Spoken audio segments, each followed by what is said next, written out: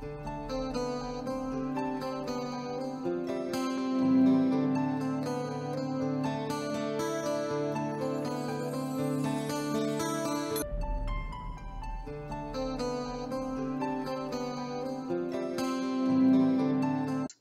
pessoal, bem-vindos ao Fator Paranormal.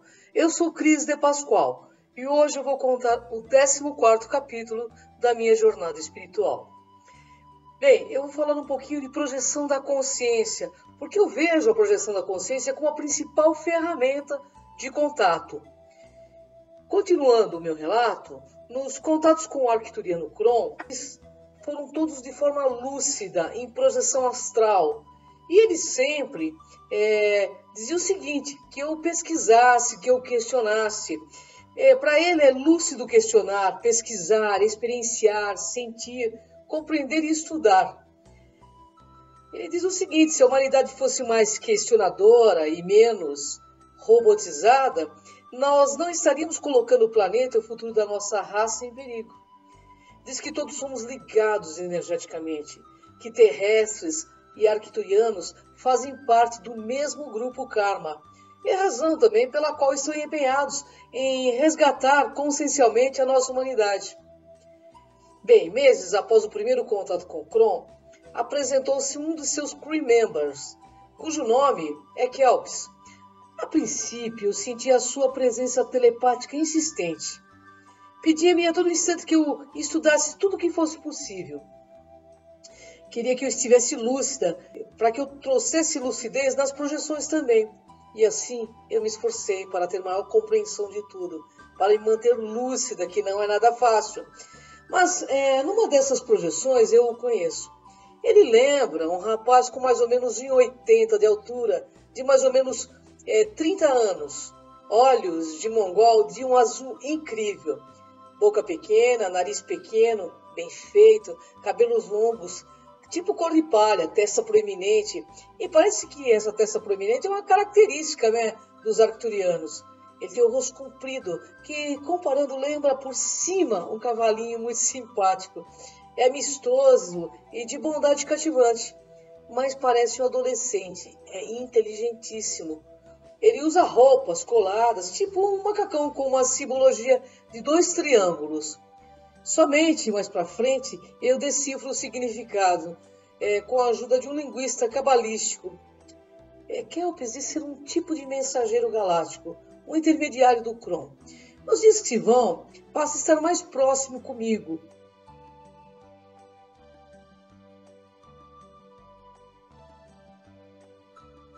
Bom, assim estou dando passos firmes na concretização do Homo Consciência, como também na transformação planetária que desejo. Mas a questão é o seguinte, o que fazer com tudo isso, né? Meus valores, tudo que eu via como verdade, estavam no chão, diante de mim, à espera de uma solução ou compreensão. Kelps diz que eu não vivo a realidade, faço trocadilhos incríveis e, nas brincadeiras, me obriga a repensar tudo.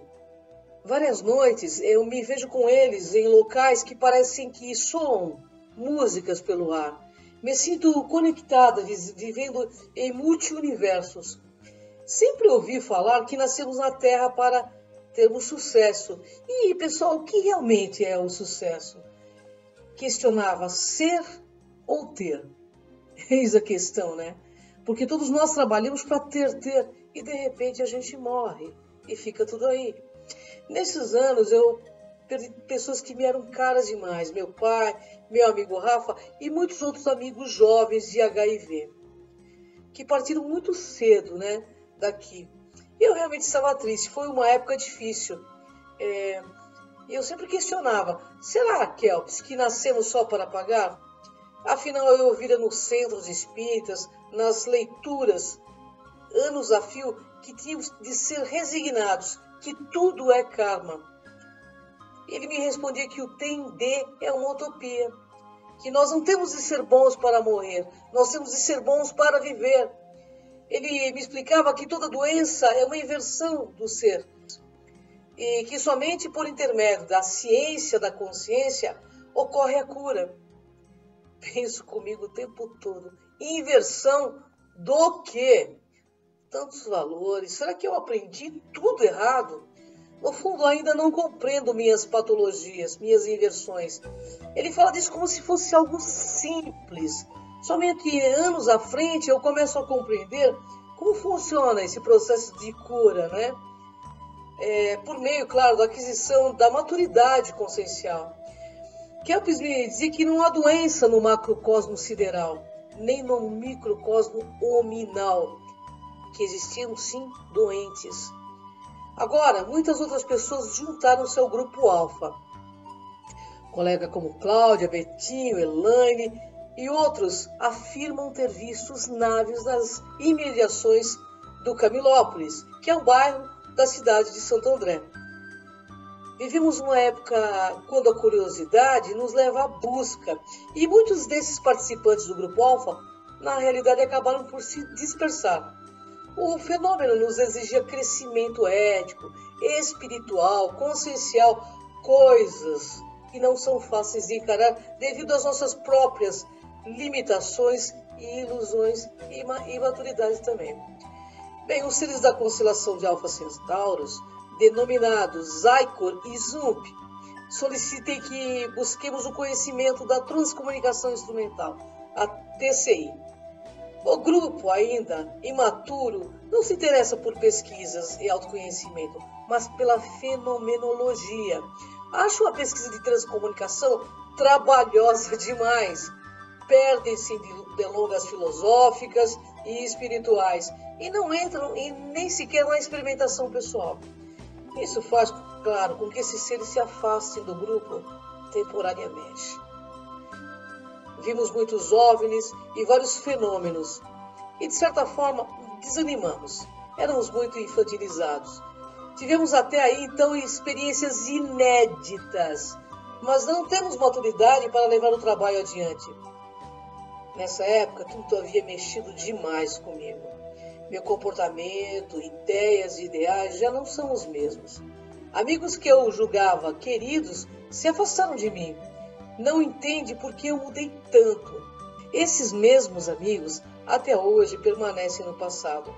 E foram raras as pessoas que se diziam espiritualistas ou místicos que me deram qualquer tipo de suporte moral ou espiritual quando precisei. Na realidade, no que concerne à ufologia, o reducionismo entre as pessoas místicas é grande, principalmente quando você vem com uma mensagem de esclarecimento. Tudo isso porque eles não querem sair do processo de mistificação. Alguns deles até hoje se encontram-se em processo de fascinação com paranormais, crentes que serão salvos por ETs, por terem adquirido terrenos em campos que acreditam ser de aterrissagem de OVNIs. Nessa época, por volta de 94, 95 já, eu procuro por Charles Paz Wells, um contatado dos seres de Ganimedes, com o qual aprendo muito. Uma das pessoas mais coerentes e pé no chão que conheci naquela época. Eu tenho o maior respeito por ele, e independente de qualquer coisa, eu tenho amizade com ele até os dias de hoje e o admiro muito. Ele sempre terá meu respeito e meu carinho. No grupo que ele lidera, chamado Rama, não há idolatria.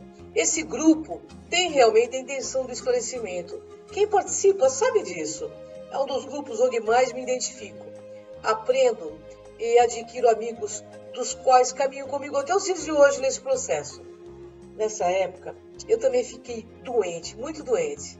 Às vezes, de fato, eu tinha essa intenção de desistir de tudo. É como se eu não pertencesse a esse lugar. Isso me dava uma certa angústia. Sinto, por vezes, uma tristeza, uma angústia profunda. E tudo que eu aprendera, no fundo, eu tinha dificuldade de assimilar. Sinto na pele como é difícil se transformar. A música do Raul Seixas, Metamorfose Ambulante, era minha companheira. Eu pareço mais uma massa moldável, totalmente disforme. Sinto muito só, Os meus amigos estão ausentes. Minha família, neste momento, é a minha grande força. Assim como 3 amigas, Lia, Cleusa, Denise, cuja amizade eu mantenho até os dias de hoje. Minha irmã Cuca me acompanhava nos hospitais da vida e fazia graça para que eu me sentisse menos sem graça. Neste momento, meu sentido de autodestruição era imenso. Como disse, eu sentia-me desencaixada. Achava que nada mais valia a pena. Com essas experiências de contato, eu não conseguia ter sucesso no meu próprio esclarecimento. Como podia eu ter a pretensão de esclarecer as outras pessoas? Bem, tudo estava nublado, confuso, como uma tempestade mental. Meus neurônios estavam em curto-circuito, minhas sinapses desconexas. Já não conseguia ser a pessoa que eu era e ter o equilíbrio e a paz de espírito que eu almejava. Sentia-me estranha. Busco então a ajuda da psicóloga, a doutora Maria Aparecida, do Instituto de Bezerra Menezes, em São Bernardo do Campo. Fazia 3 sessões de análise por semana. Isso, de certa forma, acalmava o turbilhão de informações que me vinham à mente. A doutora Maria Aparecida era uma pessoa extremamente lúcida e, durante muito tempo, me manteve no eixo. É espiritualista, ela entende a minha linguagem. Então ela passou a ser uma grande força no intuito de me centrar. Com ela eu sentia a minha vontade. Comecei a trilhar o árduo caminho do meu autoconhecimento. E por vezes eu sentia ser uma sonda, a medir a minha própria profundidade. E tinha medo mesmo de morrer de fadiga psíquica. Agora eu entendi os meus surtos de depressão. Era a minha própria negação da consciência em mim. Um dia eu recebo a visita de um amigo espiritualista extremamente famoso, escritor, conceituado, psicanalista, que eu adoro. Falo da minha necessidade de levar publicamente uma mensagem dentro dos meios ufológicos, a fim de desmistificar, conscientizar o maior número de pessoas possíveis, porque eu enxergo que se não mudarmos imediatamente, em menos de 100 anos à frente, acabaremos com a vida planetária. Como ele não morava perto e desconhecia o caminho de volta à sua casa, resolvo levá-lo então até a Avenida dos Estados. Surpreendentemente, quando descemos a Rua do Centro, no bairro de Camilópolis, em Santo André, avistamos um OVNI enorme próximo à casa que adquiri com minha irmã. Ficamos paralisados.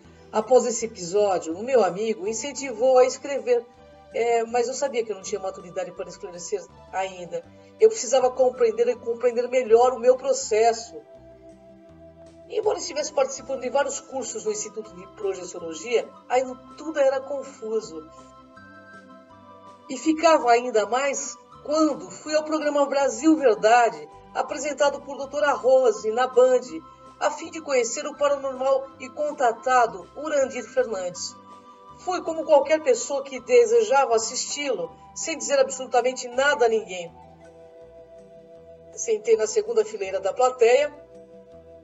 No meio do programa, ele afirma ter um ET ali presente. Eu olhei para trás, procurando quem era o cara.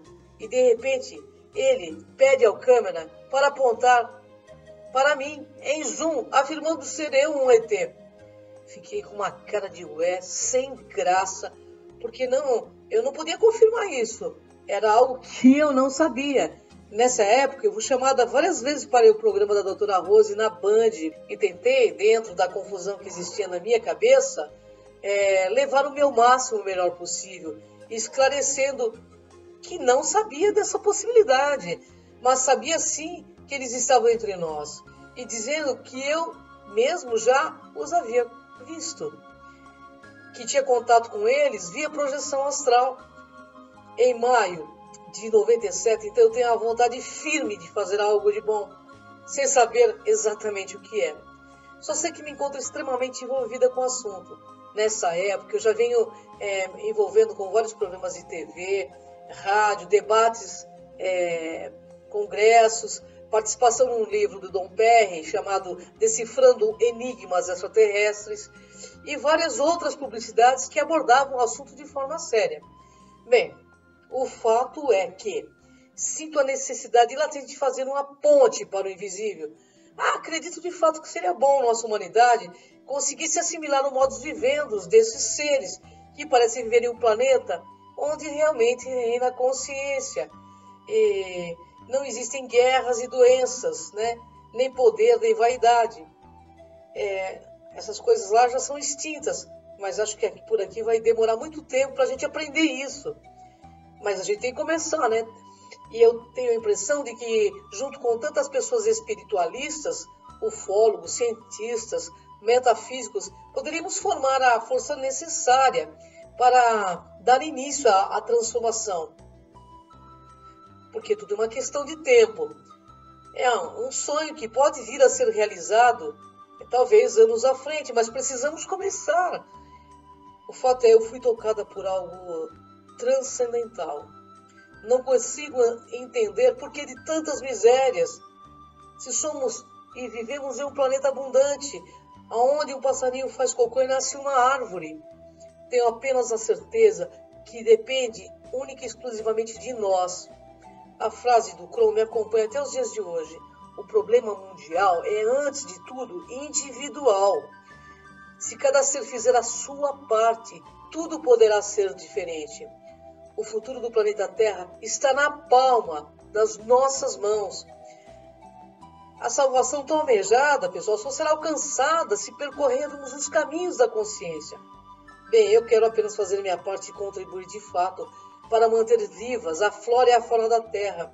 Sempre adorei animais e sinto um grande pesar quando me lembro que uma espécie animal é extinta a cada 1 minuto em nosso planeta e que a cada 5 minutos um bebê morre de fome aqui na Terra.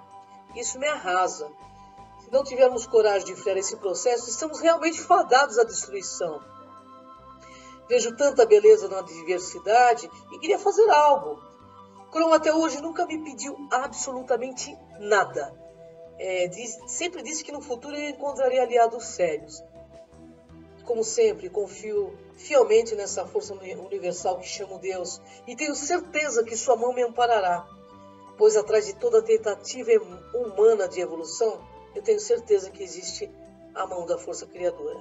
Mas nisso surge uma ideia. Naquela casa, em Camilópolis, em Santo André, resolvi abrir um espaço metafísico e cultural, onde eu possa prestar às pessoas o auxílio que não tive no meu período de adaptação a essa nova realidade.